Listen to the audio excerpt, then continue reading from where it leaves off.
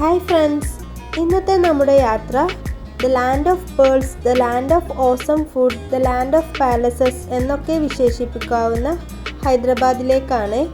ഒരുപാട് കോട്ടകളും കൊട്ടാരവും മ്യൂസിയവും സ്കൾപ്ചേഴ്സും ഒക്കെ ആയിട്ട് ഒത്തിരി ഹിസ്റ്റോറിക്കൽ ഇമ്പോർട്ടൻസ് ഉള്ള നല്ല ഭംഗിയായിട്ടുള്ളൊരു സിറ്റിയാണ് ഹൈദരാബാദ്. അപ്പോൾ ഇന്നത്തെ ഈ വീഡിയോയിൽ ഹൈദരാബാദിലെ കുറച്ച് കാഴ്ചകളും രുചികളുമാണ് ഞാൻ പരിചയപ്പെടുത്തുന്നത്. ഞങ്ങളിപ്പോൾ നിൽക്കുന്നത് ഹൈദരാബാദിൻ്റെ ഒരു സിംബൽ എന്നൊക്കെ വിശേഷിപ്പിക്കാവുന്ന ചാർമിനാറിൻ്റെ മുന്നിലാണ്. 4 പില്ലേഴ്സിൽ കൺസ്ട്രക്ട് ചെയ്തിട്ടുള്ള ഒരു മോണ്യുമെൻ്റ് ആയതുകൊണ്ടാണ് ചാർമിനാറിന് ഈ ഒരു പേര് വന്നിട്ടുള്ളത്. 500 വർഷങ്ങൾക്ക് മുൻപ് മുഹമ്മദ് ഖുലി കുത്തബ്ഷയാണ് ചാർമിനാർ നിർമ്മിച്ചിട്ടുള്ളത്. 500 വർഷങ്ങൾക്ക് മുൻപ് നിർമ്മിച്ചതാണെങ്കിലും ഇത്രയും വർഷങ്ങൾക്ക് ഇപ്പോൾ കണ്ടാലും ചാർമിനാറിൻ്റെ ഭംഗി ഒട്ടും തന്നെ കുറഞ്ഞിട്ടില്ല. ഹൈദരാബാദിൽ വരുന്ന ടൂറിസ്റ്റുകളിൽ ആരും ഈ ഒരു ചാർമിനാർ കാണാൻ മറന്നു പോവാറില്ല. അത്ര ഇമ്പോർട്ടൻ്റ് ആയിട്ടുള്ള ടൂറിസ്റ്റ് ഡെസ്റ്റിനേഷനാണ് ഇത്. അങ്ങനെ ചാർമിനാറിലെ കാഴ്ചകളൊക്കെ കണ്ടിട്ട് ഇപ്പം ഞങ്ങൾ ഇരിക്കുന്നത് ചാർമിനാറിൻ്റെ തന്നെ തൊട്ടടുത്തുള്ള ഒരു കടയിലാണ്. ഒരുപാട് വീഡിയോസൊക്കെ കണ്ടിട്ട് നല്ല ഫേമസ് ആയിട്ടുള്ള mulberry മലായി കഴിക്കാൻ വേണ്ടിയിട്ടാണ് ഞങ്ങളിവിടെ വന്നിട്ടുള്ളത്. നല്ല ഫ്രഷ് മൾബറിയും മലായും മിക്സ് ചെയ്തിട്ടുള്ള നല്ല ടേസ്റ്റുള്ള ഒരു ഡിസേർട്ടാണ് ഇത്. ഇവിടെ ഇത് മാത്രമല്ല കേട്ടോ, വേറെ കുറേ ഐറ്റംസ് ഉണ്ട്. ഇവിടെയുള്ള ഈ മക്ക ലസ്സി, അതുപോലെ റബ്ഡി മലായി, ഇതൊക്കെ ഞങ്ങൾ ട്രൈ ചെയ്തിട്ടുണ്ടായിരുന്നു. നല്ല ടേസ്റ്റി ആയിരുന്നു. ഈ ഒരു ഷോപ്പിൻ്റെ കറക്റ്റ് ലൊക്കേഷൻ എന്ന് പറഞ്ഞാൽ മക്ക മസ്ജിദിൻ്റെ ഓപ്പോസിറ്റിലായിട്ടാണ്. അങ്ങനെ ഈ ഒരു ഷോപ്പിൽ നിന്ന് ഇറങ്ങി ഞങ്ങൾ പിന്നെ പോയത് മക്ക മസ്ജിദിലേക്കാണ്. ചാർമിനാറിൻ്റെ തൊട്ടടുത്ത് സ്ഥിതി ചെയ്യുന്ന മക്ക മസ്ജിദ് ഒരു മുസ്ലിം പള്ളി എന്നതിലുപരി ഹൈദരാബാദ് സന്ദർശിക്കുന്ന എല്ലാ സഞ്ചാരികളുടെയും മെയിൻ ഡെസ്റ്റിനേഷനുകളിൽ ഒന്നുകൂടിയാണ്. മക്കയിൽ നിന്നും കൊണ്ടുവന്ന മണ്ണ് ചുട്ടെടുത്തിട്ടുണ്ടാക്കിയ കല്ല് വെച്ചാണ് ഈ പള്ളിയുടെ പ്രധാന കവാടം നിർമ്മിച്ചിട്ടുള്ളത് എന്നത് ഈ പള്ളിയുടെ ഒരു പ്രത്യേകതയാണ്. അതുപോലെ പള്ളിയോട് ചേർന്ന് കിടക്കുന്ന ഈ ഒരു ഹാളിലായിട്ടാണ് മുഗൾ രാജവംശത്തിലെ ആളുകളുടെ ഖബറുകളൊക്കെ നമുക്ക് കാണാൻ സാധിക്കുന്നത്. ഞങ്ങൾ അടുത്തതായിട്ട് പോകുന്നത് ഹൈദരാബാദിലെ തന്നെ ഫേമസ് ആയിട്ടുള്ള ഗോൽക്കൊണ്ട ഫോർട്ടിലേക്കാണ്. കുതുബ്ഷാഹി രാജവംശത്തിൻ്റെ തലസ്ഥാനമായിരുന്നു ഗോൽക്കൊണ്ട. അതുകൊണ്ട് തന്നെ ഗോൽക്കൊണ്ടയിലെ ഈ ഒരു കോട്ട അവരുടെ ഒരു പ്രധാന കേന്ദ്രമായിരുന്നു. ഏകദേശം 62 വർഷം എടുത്തിട്ടാണ് ഈ ഒരു കോട്ടയുടെ നിർമ്മാണം പൂർത്തിയായിട്ടുള്ളത്. ഈ ഒരു കോട്ടയുടെ നിർമ്മാണത്തിൽ ഒരുപാട് അത്ഭുതങ്ങളുണ്ട്. അങ്ങനെയുള്ള ഒരു അത്ഭുതമാണ് നിങ്ങളിപ്പോൾ കാണുന്നത്.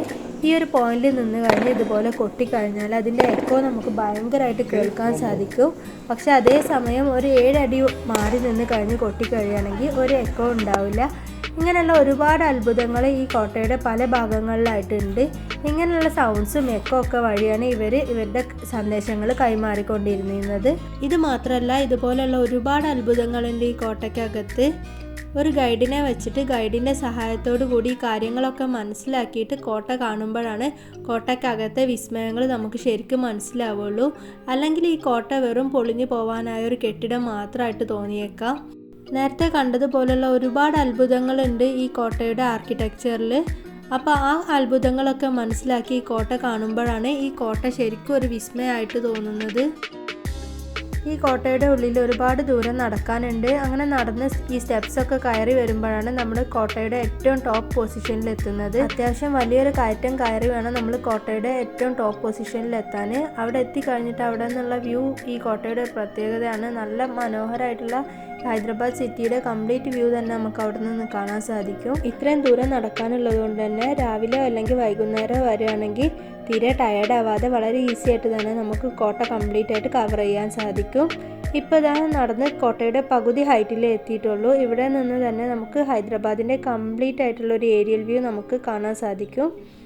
നല്ല ഭംഗിയുള്ളൊരു കാഴ്ചയാണ്. അങ്ങനെ ഈ കാഴ്ചയൊക്കെ കണ്ട് ഇവിടെ വേണമെങ്കിൽ കുറച്ച് നേരം റെസ്റ്റ് എടുക്കുക. അതിനുശേഷം വീണ്ടും സ്റ്റെപ്പ് കയറി മുകളിലേക്ക് എത്തണം.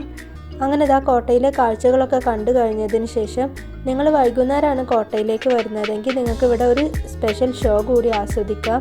അതെന്താണെന്ന് വെച്ചാൽ ലൈറ്റ്സൊക്കെ ആയിട്ട് കോട്ടയുടെ കംപ്ലീറ്റ് ഹിസ്റ്ററി നമുക്ക് എക്സ്പ്ലെയിൻ ചെയ്തു തരുന്ന ഒരു ഷോ ആണ്.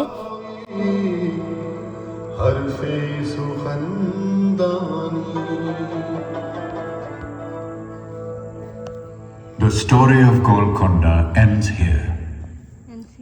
After the fort was captured, the administration of the land was carried on from Hyderabad by the Mughal governor Nizam-ul-Mulk Asif Jah and his descendants.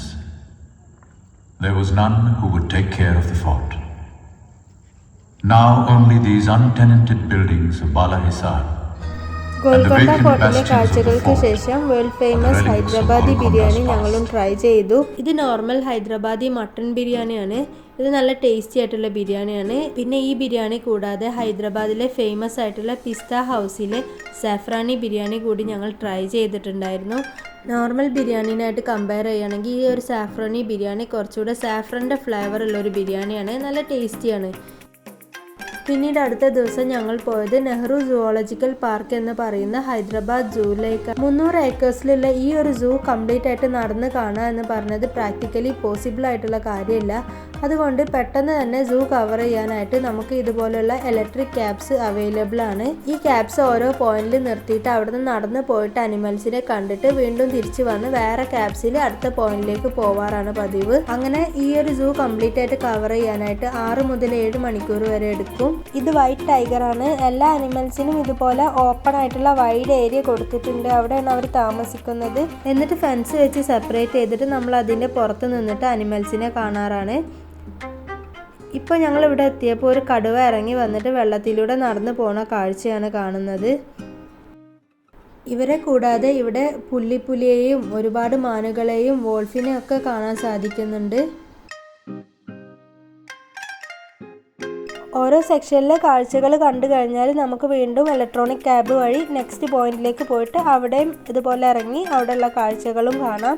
ഇങ്ങനെയുള്ള കാഴ്ചകളൊക്കെ കണ്ടതിന് ശേഷം നമുക്ക് എക്സ്ട്രാ ടിക്കറ്റ് എടുക്കുകയാണെങ്കിൽ ഫോറസ്റ്റ് സഫാരിക്ക് പോവാം. ഇതുപോലെയുള്ള AC ബസ്സുകളുണ്ട്, നോൺ AC ബസ്സുകളുണ്ട്.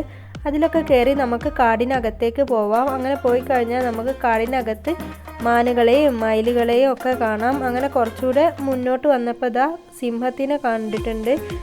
ഒരുപാട് സിംഹമുണ്ട്. വളരെ അടുത്ത് നിന്ന് തന്നെ നമുക്ക് സിംഹത്തിനെ കാണാം. പിന്നെ നമ്മൾ ബസ്സിലായതുകൊണ്ട് തന്നെ നമുക്ക് സേഫായിട്ട് കാണാനും സാധിക്കും.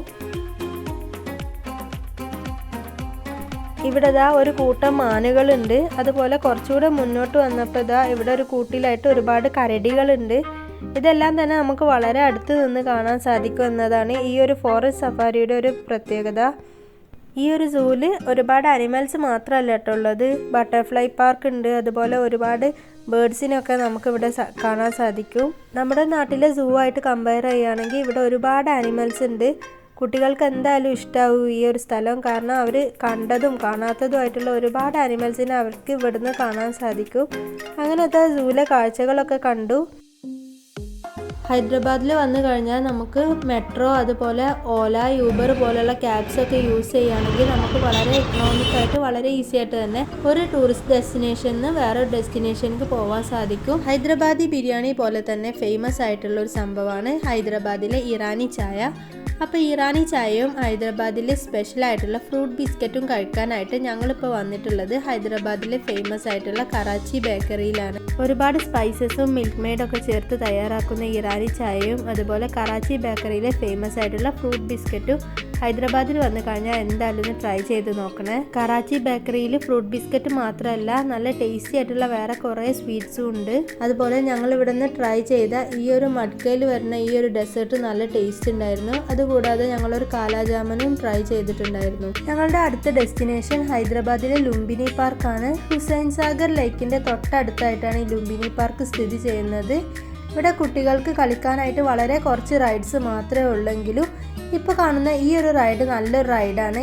ഇതിൽ കയറി കഴിഞ്ഞാൽ നമുക്ക് കുറച്ച് ഹൈറ്റിലെത്തിയിട്ട് ഇങ്ങനെ 360 ഡിഗ്രിയിൽ കറങ്ങിയിട്ട് ഹൈദരാബാദിൻ്റെ നല്ലൊരു വ്യൂ തന്നെ ലഭിക്കും. ഇങ്ങനെ കറങ്ങുമ്പോൾ നമ്മൾ കാണുന്ന ആ ഒരു ലേക്കാണ് ഹുസൈൻ സാഗർ ലേക്ക്. പിന്നെ ഈ പാർക്കിൻ്റെ മെയിൻ ഹൈലൈറ്റ് എന്ന് പറയുന്നത് ഇവിടെ നിന്നും ഒരു ബോട്ടിംഗ് ഉണ്ട്. ഹുസൈൻ സാഗർ ലേക്കിലൂടെയുള്ള ഈ ഒരു ബോട്ടിങ്ങിന് പോവുകയാണെങ്കിൽ നേരത്തെ കണ്ട ഐലൻഡ് പോലുള്ള സ്റ്റാച്യു ഉള്ള ഭാഗത്തൊക്കെ പോയിട്ട് നമുക്ക് ബോട്ടിംഗ് ആസ്വദിച്ച് തിരിച്ചു വരാൻ സാധിക്കും. അങ്ങനെ പാർക്കിൽ നിന്നും ബോട്ടിങ്ങിന് വന്നപ്പോഴേക്കും ഇവിടുത്തെ ക്ലൈമറ്റ് ആകെ ചേഞ്ചായി. പെട്ടെന്ന് തന്നെ അതിശക്തമായ കാറ്റും മഴയൊക്കെ വന്ന് അതുകൊണ്ട് തന്നെ ഇങ്ങനെയുള്ള ഒരു സിറ്റുവേഷനിൽ ബോട്ടിങ് അല്പം ഡേഞ്ചറസ് ആയതുകൊണ്ട് തന്നെ ബോട്ടിങ് പെട്ടെന്ന് നിർത്തി വെക്കുകയാണ് ചെയ്തത്.